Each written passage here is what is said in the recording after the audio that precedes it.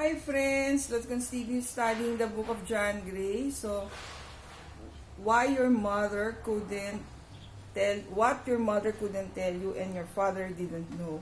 So, it's an old book, hindi ko alam kung meron pa nito. Alam ko lang yung uh,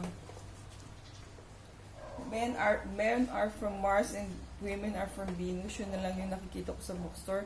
But this one, sa book sale ko lang siya nakita. But maganda kasi yung, parang nandito yung foundation ng mga tinuturo niya sa men are from Mars. So today, sabi, we're studying the difference between a man and a woman. So, women give freely, expresses the female side. So, di ba yung woman, they would always like to serve. Kahit pa from the house or from work, they would always like to give towards others. Parang hindi siya nakokontent na yung sarili lang niya, yung kanyang nino-nurture. So, whether with children, with neighbors, so lagi siya nagbibigay or sharing her food, yung menu niya for the day, or taking care of the child of the neighbor. So, lagi siya nag-extend, di ba? So, sabi nga, nung old time na hunter-gatherer times pa, when the woman had an opportunity, he gives freely to her neighbor. She rejoiced by giving freely without expecting anything in return. She created deepened bonds of loyalty and friendship. This simple act of unconditional giving ensured that if later in she needed their support, she would have it. But giving freely whenever she could, she ensured that time of her need, she would be there. They would be there for her. So, parang din yan, yung yung parang samahan sa magkakapit bahay, di ba? So, yun yung women. So yung mga men naman, men are not lazy and women are not servants. So, sabi nga, let's study again sa primitive times. So, nung primitive times, yung lalaki, they do hunting. And when they go home, they just would like to stare at the fireplace, yung bonfire, diba? Tapos, nakaupo lang sila while the women are still preparing for dinner together with yung mga other women in the community. So, ganun sila. So, parang pag tinignan mo, ano ba to, tamad? Bakit Pero kasi, buong araw na nga siya nag-hunt ng food nila. Kasi that's the primitive times, diba? They look for their food for either wild animals, or fruit crops, or vegetables. So, lumalabas sila, or fishing, they hunt for food. Kaya nga,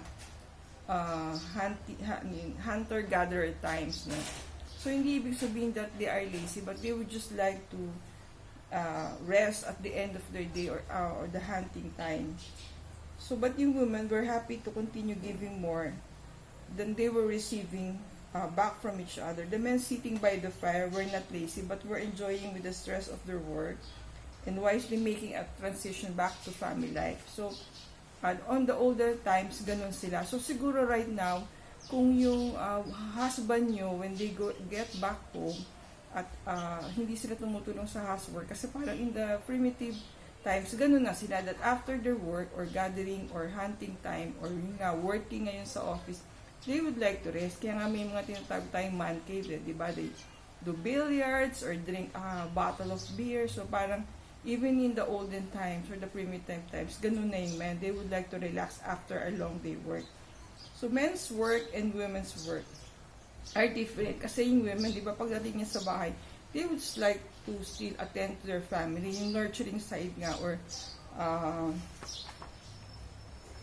giving freely side of the female side. Yung nurturing side natin, they'd like to serve our family. Kaya pagdating natin sa bahay, we still work, we still prepare for dinner, we still talk to our children. Pero yung male naman, they just like to relax. So, siguro yung understanding difference between the men and women will also help us understand our partner and understand ourselves. Kasi minsan, di ba, if we are not telling our husband na na-offend tayo kasi hindi niya tayo tinutulungan, what happens is, di ba, nagkakaroon tayo ng sama ng loob to each other. Parang akala ng husband natin, hindi natin sila tinutulungan. Pero, it's because nga, yung nature ng men is they would like to rest at the end of the day. So, tayo naman, we still like to nurture our family. So, magkaiba, di ba?